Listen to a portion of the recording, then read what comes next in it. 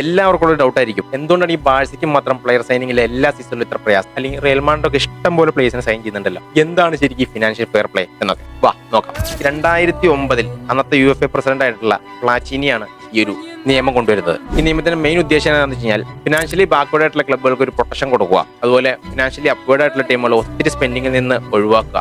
അതൊക്കെ ഇതിന്റെ ഉള്ളടക്കം മനസ്സിലാവുന്ന രീതിയിൽ പറഞ്ഞു കഴിഞ്ഞാൽ ഒരു ടീമിന് കഴിഞ്ഞ 3 വർഷം കൊണ്ട് അവരെത്രയാണോ ഉണ്ടാക്കിയത് അത്രയും മാത്രമേ ട്രാൻസ്ഫറിൽ ഉപയോഗിക്കാൻ പറ്റുള്ളൂ.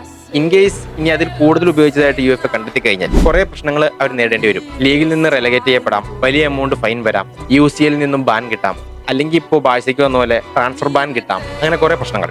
ഫോർ എക്സാമ്പിൾ കഴിഞ്ഞ 3 വർഷം കൊണ്ട് റയൽ മാഡ്രിഡ് 3 ബില്യൺ ഉണ്ടാക്കിയെങ്കിൽ അവർക്ക് ഈ 3 ബില്യനും അവർ ട്രാൻസ്ഫർ ഉപയോഗിക്കാം. ഇൻ കേസ് ഈ 3 ബില്യന് കൂടുതൽ എമൗണ്ട് ട്രാൻസ്ഫർ ഉപയോഗിച്ചായിട്ട് കണ്ടെത്തി കഴിഞ്ഞാൽ ഈ മുകളിൽ പറഞ്ഞ ഏതെങ്കിലും ശിക്ഷ അവർ നേടേണ്ടി വരും. കുറെ വർഷങ്ങളായിട്ട് ബാഴ്സലോണ സ്ഥിതി അത്ര മെച്ചമൊന്നുമല്ല. ബട്ട് ഇപ്പൊ അവർ വീണ്ടും പഴയ പൊസിഷനിലേക്ക് വന്നു തുടങ്ങി. അതുകൊണ്ടാണ് ബാഴ്സലോണയ്ക്ക് പ്ലെയർ സൈനിങ്ങിൽ ഇത്ര പ്രയാസം വന്നേക്കുന്നത്.